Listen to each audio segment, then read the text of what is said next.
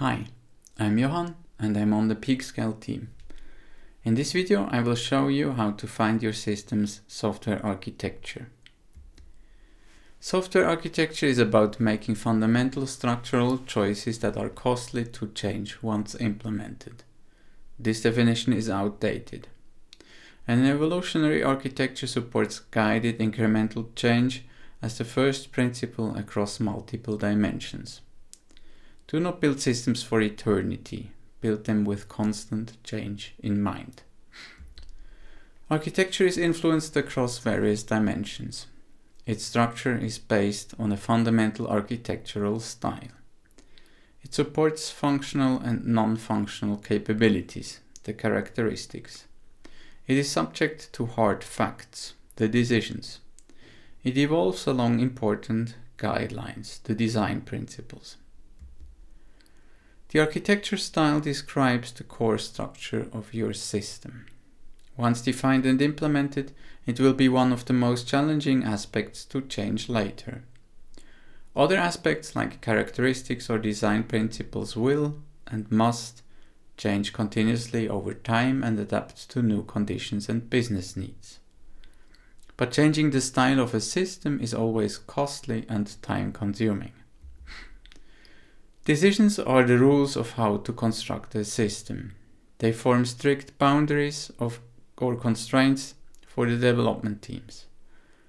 Higher-level architectural roles often define decisions. Inside the boundaries, a team is free to make their own choices.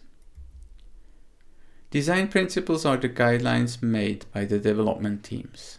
Give the team some freedom within their domain boundaries. Examples are, don't you repeat yourself, or data redundancy is okay if it leads to better decoupling. Design principles evolve with the architecture. Architecture characteristics are the technical success factors of a system. They describe the architectural functionality and the corresponding capabilities. Many characteristics are often directly related to business requirements. Deployability, for instance, measures the lead time for code changes and the deployment frequency. Elasticity is the ability to scale your workload automatically. Characteristics are one of the essential aspects of describing and measuring architecture. Measuring architectural fitness can be achieved with so-called fitness functions, using characteristics as their metrics. An architecture fitness function measures how your architecture fits into the most important characteristics of your system. We are going to visualize this fitness with a radar or spider chart. Components in a layered architecture are organized in logical, horizontally aligned layers and physical tiers. Each layer performs a specific role with dedicated responsibilities in the application. The grouping is technical and not related to business logic. This style of architecture came up in the 2000s and is still widely used. Simplicity and cost efficiency are the primary advantages of a layered architecture because we don't have to deal with the complexity of a distributed system.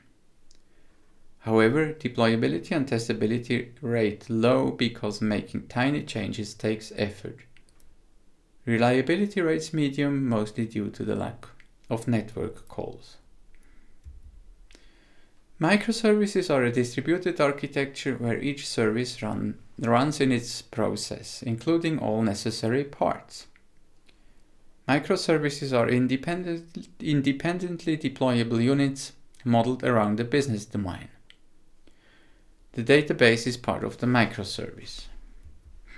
The high points of this architecture are scalability and elasticity. Thanks to high decoupling, it supports the modern business practice of evolutionary. Performance, however, is often an issue due to network calls. Simplicity is also low because extreme decoupling creates many headaches. Service-based architecture is a hybrid solution between microservices and heavyweight service-oriented architecture. This style is not widely known. It comes from a book called Fundamentals of Software Architecture by Mark Richards and Neil Ford, which we highly recommend. Because of its pragmatic approach, this style is quite common in practice. A notable characteristic is the shared database. Service-based is one of the easiest and most cost-efficient distributed architectures. Breaking apart into separately deployable domain services allows for faster change, better test coverage, and more frequent deployments. Scalability rates medium and elasticity rates low due to the coarse-grained nature of the services. In an event-driven architecture, decoupled components interact based on asynchronous events. Applications react to events, take actions based on that event, and emit new events for other applications.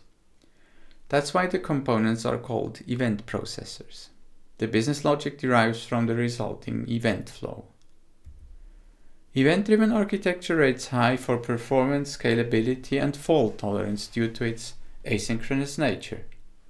Simplicity and testability, however, rate low because of non-deterministic and dynamic event flows. Adding new features is relatively easy, so it's highly evolutionary. Want to learn more about software architecture?